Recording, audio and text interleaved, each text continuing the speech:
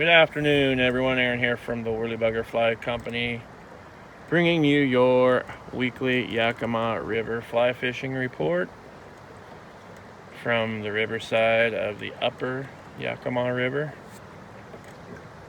Warm. Going to be experiencing fairly warm temps this week, even some triple-digit stuff by the weekend. River temperatures are still remaining in check.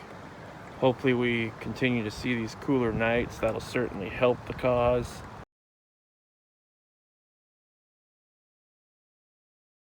Dry fly fishing in the morning.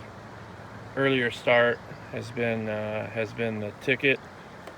Fish it until it starts getting a little slow on the top, and then nymph the midday when the sun's bright and overhead. Kind of focus on a little bit faster water, stay out of the pondy stuff, they're not in there.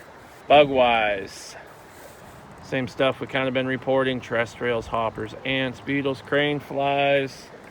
Start to see a few summer stones out and about here, so those are certainly coming soon, and more of. The other thing too is the caddis in the evening's been great. Still a few yellow sallies around and mayflies, but fairly non-existent for the trout's diet at this time. Nymphing underneath, stonefly, mayfly, stonefly, caddis, all good. Quick sinking stuff in that faster water than the ticket, so tungsten, highly recommended. Tie it, buy it, hit the tungsten drawer hard. Want to come out and do a trip with us? We'd love to have you.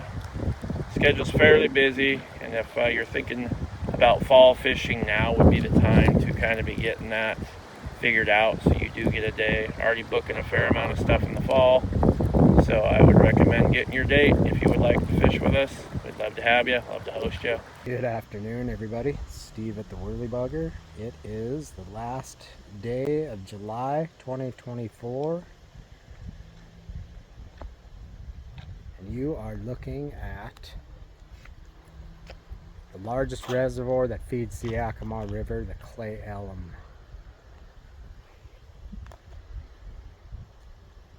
There's how bleak it is. The deer are out feeding in the lake bed.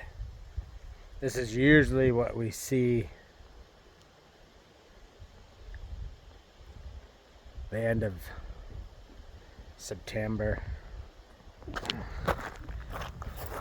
What the reservoir looks like. Major drought. We had a pretty nice 10 days of cooler weather, but another heat wave is coming in, moving in. Gonna see triple digit heat again. The river is starting to get warm. The biggest thing is the water here coming into the reservoir, and the water in the reservoir is starting to warm up.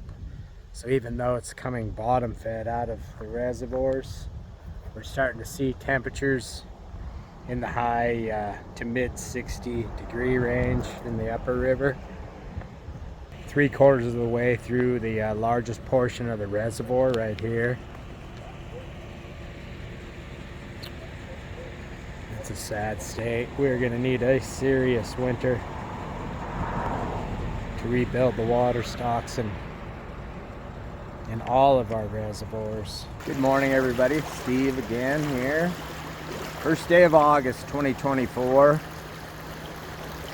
Here's another prime example of what's been happening the last 3 months in the Yakima River. So, a couple of different things. Our big winds topple these cottonwood trees along the river and dump them. And then our high flows erode some of the banks and then just drop them into the river, and they create serious hazards for some people. So, I mean, even with drift boats and rafts, we're still seeing accidents on the river. I mean, just look at the speed that the river is moving. It's got to be it would be interesting to see what the actual speed is. That has to be like over 10 miles an hour. Like if you want to make some time up on the river, it takes no time to move between two spots that are several miles apart. So you got to be extremely careful if you're boating the river this time of year. The main thing is we always preach is, you know, keep your speed off of your boat. That way you're in constant control. And the way you do that is, you know, with oar strokes. Every guide service in the valley operates a little bit differently. You know, me and Aron, you know, 30 years of fishing the river have just a little bit different perspective on how we like to fish the river. You know, even in this big flow like this, we'll take our time, really just, you know, pick places apart, spend a lot of time with people where, you know, other services like to float great big chunks of river. And really, you know, it's really personal preference what it comes down to, and how each guide wants to handle their day, you know. But for us, I mean, just biting off large chunks of river doesn't really do people justice, you know, especially new people if they need a lot of instruction. Yes, they see a lot of river, but you're moving so fast that really you can't remember one chunk of river from the next. Really all depends on what you know, customers are looking for the day, you know, and what they get out of their day, you know. I mean, our river now has, you know, over 1,000 trout per mile catchable. So, you know, if you're biting off 20 miles of river, you're floating over 20,000 fish. So I had guys come in the other day that floated about 20 miles of river and they caught 7 fish, and they thought that was a good day. So that's you covered over 20,000 fish. If you split that in half, that's still 10,000 fish, because you can't fish everywhere in the river. You fish one side or the other. So if you split that in half, that's 10,000 fish you went over, and you caught 7 of them.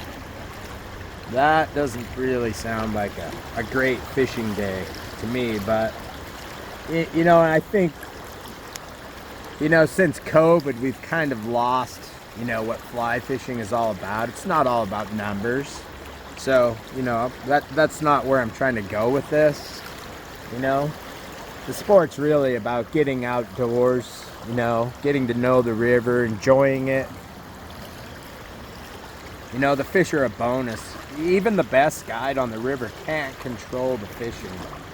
So you got to just go, learn as much as you can.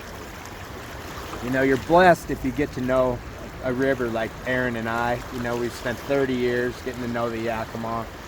You know, what a blessed life we've had. Last night, I showed you the Cle Elum Reservoir and how bleak it is. You know, after a very mild winter, they're draining it very quickly. That's where the majority of all this water is coming from.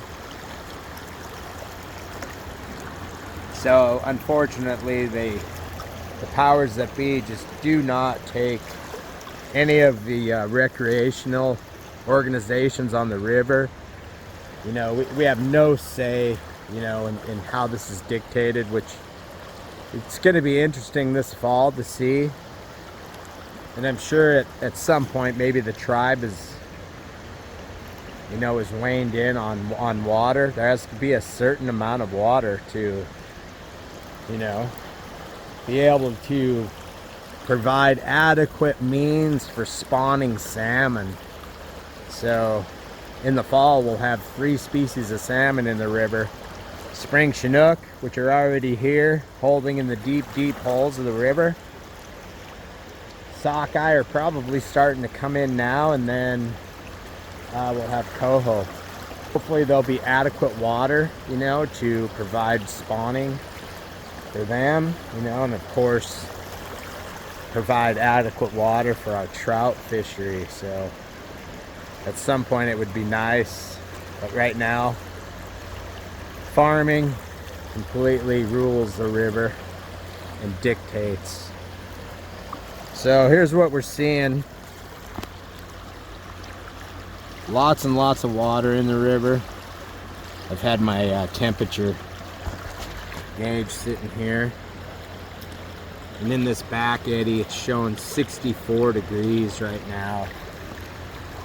So we know, from over 10 years, with our fisheries biologist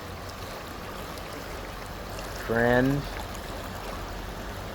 David Duval, of measuring water temperature and dissolved oxygen content in the Yakima.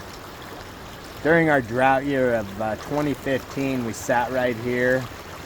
The air temperature was 116 degrees. The river was running at 3,500, and the dissolved oxygen content was over 7. We can't really compare the Yakima to other rivers that are already in hoot owl, across the Pacific Northwest, because of the speed of the river. So we do have to take into consideration, though, catching fish in high temperature rivers. I mean, like I said last night, you want to make sure if you're fishing, that you're releasing fish properly, getting them in, not overplaying them. And the nice thing too about the river this time of year is it has lots of shade, where fish can duck in, lots of cover. Here's a prime example right here. Good adequate flow flowing through the bank with lots of shade. Plus the Farmlands area of the river has lots of natural upturning springs that come in that also add oxygen and colder water. In the shade, showing about a 64.2 degree water temperature. So that means the tributaries of the river are extremely warm. Probably not good places to be fishing. Of course, going to have low oxygen. A lot of those fish are going to be moving, probably moving towards the main tributary of the river, where there's adequate water. Got a big heat wave coming here over in central Washington over about the next 8 to 10 days. So we'll keep an eye on the river daily, of course. If you have any questions, feel free to call the Pro Shop. We're here to help. All right. We'll make her through, and we'll move on to live another day. So everybody have a great weekend, and try to stay cool. Anyhow, hope everyone's having a fantastic week. Hope to see you out here. Tight lines.